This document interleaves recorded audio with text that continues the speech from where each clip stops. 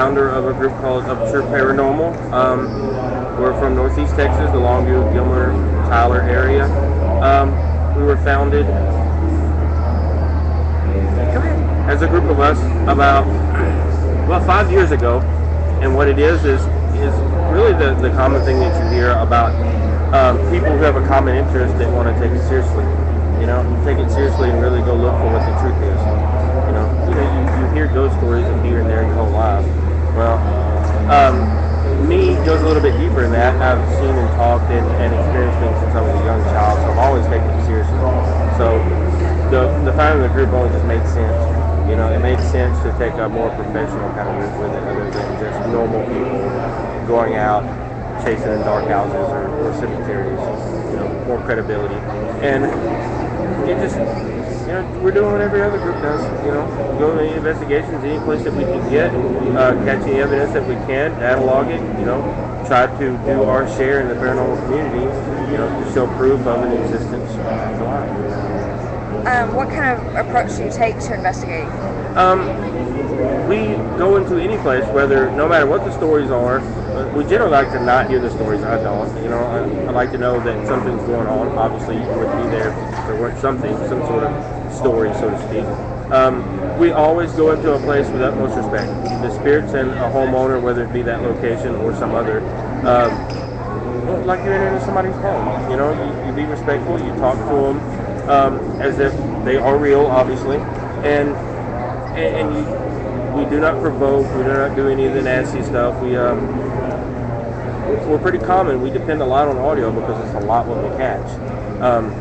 We run the video, we run thermal, we run all sorts of EMF meters. We've had luck with all of it, but our best approach has been that: respect, honor, dignity. Treating spirits as if they were live people, because at some point they were. Are you working on any new technology or research? There are a couple things. There is as a matter of fact, my investigator was telling me about this yesterday, so I don't have all the details. There's a new recorder out. And, how you doing? Actually, I guess we should move that just a little bit.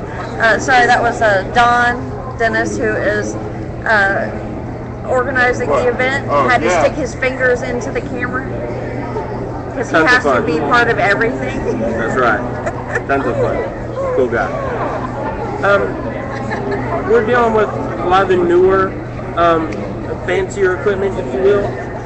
We're getting into that, looking at what we found is dealing with just simple stuff, even just right down to things that are silly. One, for example, we were playing in the Bride House bed and breakfast, which we've investigated quite a few times in Jefferson, Texas. A very active location. It's one of those very rare places that you find that you can almost guarantee something's going to happen throughout a night stay, depending on your intent and your purpose and how you go about it, is how they respond. We found it old in like a thrift shop, if you remember what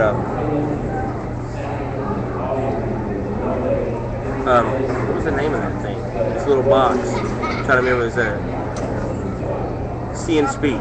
Yeah, See and Speak kind of thing. You remember when you were a kid, you had this little orange box, Speak and Spell, that's what it is. Yeah. I was trying to remember it. We're taking one of those because it's an electronic voice. So, and it's got programmed words. And what we found is that in that house, for some reason, the thing will go acting up and saying different words. So that's not pre-programmed? No. Some are pre-programmed, but we didn't look at much as the pre-programmed or that as it is just out of context. Let's say spell this word, and you're pushing in the buttons to spell this word, and it just starts saying these words. Things that we've caught on EVPs before that are kind of odd. So it's like it doesn't seem to matter what piece of equipment you use. If they want to affect something, they're going to do it. You just got to be there to recognize it and try to catalog and make sense of it where it's a trustworthy thing, I guess someone in the audience that's watching wants to know, have you ever brought home a spirit with you? Yes, on several occasions. The strangest event with bringing a spirit home is the Waverly Hill Sanitarium. We went and investigated it about 2 years ago, and that was very strange because I had dreams like 2 or 3 nights before we left about this little girl in long hallways in this abandoned building, and when we're going to Waverly, so you can't help but put it in your mind and think, oh well, you know, it's kind of weird. My mind's making that up. Then when we got there, we run a bunch of audio, a bunch of handheld mini DV stuff, and this little girl who had the same exact voice that I remembered in my dreams is on our audio. What was she saying? Calling me by name, and we were asking for responses, and one I got was, hey Mike, the other one was, how you doing? And it was just like this little girl's following you around talking to you, completely out of context of what you're trying to do. It's not direct answers to any of the questions you're asking, it's just there. Then we went home and was going over some audio. We were going over audio and decided to mess with them a little bit with the audios, and that thought, what you just asked, the questions you asked crossed our mind is that will these things come home with you? Right. I was like, well, experiment it since I'm thinking about audio. I turned the recorder on in my home on my table in the living room, and I set it down and run about 5 minutes, went back over the audio listening to it, and they weren't as clear anymore. You'd be like a class C if you really couldn't understand, but you could understand the tone. It's that same girl. So, did she follow me home? I can't but think so, you know?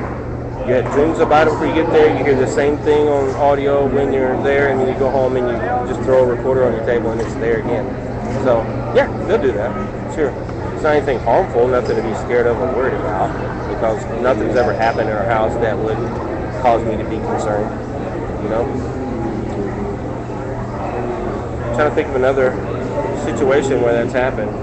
Our investigator, he's had trouble with that, where he'll go to places on his own, away from the group, you know, and we've had long conversations about, he'll go to a place, he'll get audio, he'll come home, the same kind of things that were happening at the location that he was witnessing are happening in his house.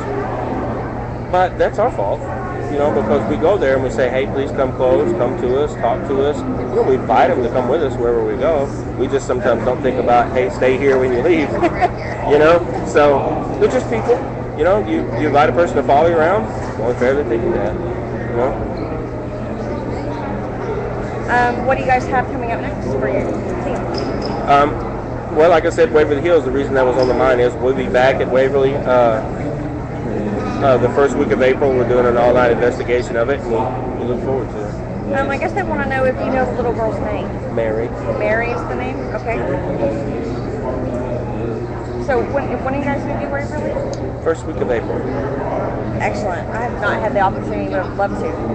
It's a fantastic building. The building has its ups and downs where it's always creepy because it's an abandoned building that's over right at 200,000 square feet, if I remember correctly. And no electricity. It's been abandoned for 30 years. Lots of deaths. You hear all the stories. That plays weight on your mind when you walk around. You know, you got a morgue. You got the death tunnel, you know, famous thing. All that weighs on you. So you got that creepy feeling when you walk around it all the time. Do you think it's because you have a preconceived notion? Partly. Partly you have a preconceived notion that it's just creepy when you're walking around in it all the time. But then you get in those spots where it goes from like you say, a preconceived, oh, this is a creepy building, to what's going on. You get that feeling that something else is with you. You get that feeling that you've been following around. Before long, after our first investigation, we heard footsteps walking around with us. Water splashing in rooms there's no water in. Laughter. The little girl giggling seemed to follow me around. It was on none of our recorders, and I heard it all night. This little girl giggling around the corner or behind me. Shadow people. Non-stop the night we were there. Non-stop. It was every other corner you'd see a shadow person standing there. And they seemed to, you know, you started asking them to move and they seemed to do it. You know, you'd see something and you think it's in your mind. You're like, okay, if I'm not making that up, move. And then it moves. You know, and walk around on the floor and you can sit down on the floor. I did that for about 15 minutes. Just sat on the floor in the middle of the hallway and looked this way, and I turned back to my right, and the shadow person standing to the right beside me. And we were looking at it, you know. So it's a fantastic location. If you get lucky enough to go. Oh, I would definitely not pass it up.